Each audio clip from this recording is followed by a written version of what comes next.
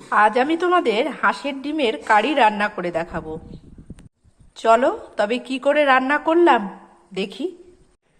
তবে হ্যাঁ, লাইক ও সাবস্ক্রাইব করতে কিন্তু ভুলবে না তোমরা। ডিমগুলো সেদ্ধ করে নিয়ে আমি অর্ধেক করে কেটে নিয়েছি। এবার হলুদ লবণ মাখিয়ে এই ডিমগুলোকে তেলে ভেজে নেব। এদিকে তেল গরম হয়ে গেছে, এবার একে একে ডিমগুলো দিয়ে ভেজে নেব।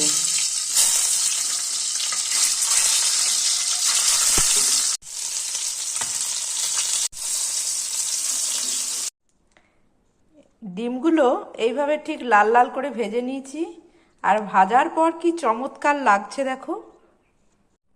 এখানে আমি পেঁয়াজ, রসুন, আদা, শুকনো লঙ্কা পেস্ট করে নিয়েছি। তেল গরম হয়ে গেছে, ডিম ভাজার তেল, সেই তেলেই রান্না করছি। এবার আমি এই তেলের মধ্যে 5 ফোড়ন দিচ্ছি।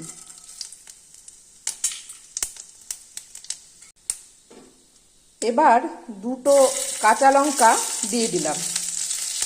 এর মধ্যে পেঁয়াজ কুচিগুলো দিয়ে দিচ্ছি।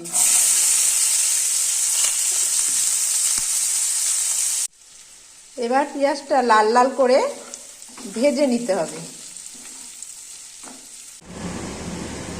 পেঁয়াজগুলো লাল লাল করে ভাজা হয়ে গেছে, এবার আমি পেস্ট করে রাখা মশলা দিয়ে দিলাম।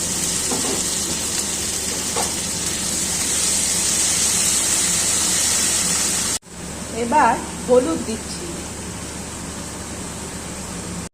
স্বাদ অনুসারে লবণ দেয়া হচ্ছে, আর জিরা, অল্প ধনে দিলাম।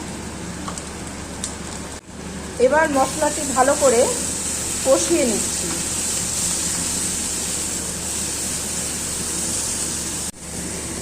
সামান্য করে জল দেব আর কষাতে থাকবো।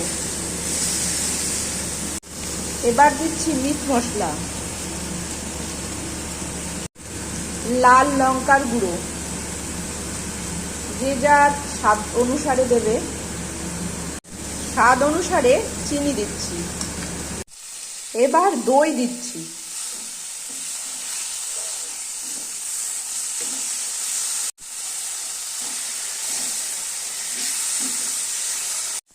কষানো হয়ে গেছে, এবার সামান্য জল দেব।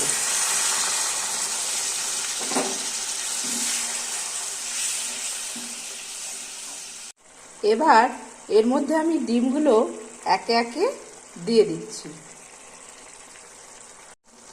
এই যে সমস্ত ডিমগুলো আমি দিয়ে দিয়েছি। এবার এর উপরে গরম মশলা দিচ্ছি। গরম মশলা দিলাম। 2 মিনিটের মতো আমি ঢেকে দিচ্ছি। ডিমগুলোর মধ্যে মশলা, লবণ সমস্ত কিছুই ঢুকবে। এই তো হয়ে গেছে, এবার ডিমগুলো নামিয়ে নিচ্ছি। হাঁসের ডিমের কারি রান্না হয়ে গেছে।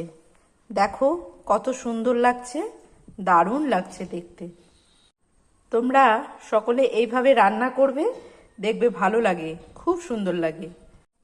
আর আমাকে লাইক ও সাবস্ক্রাইব করবে।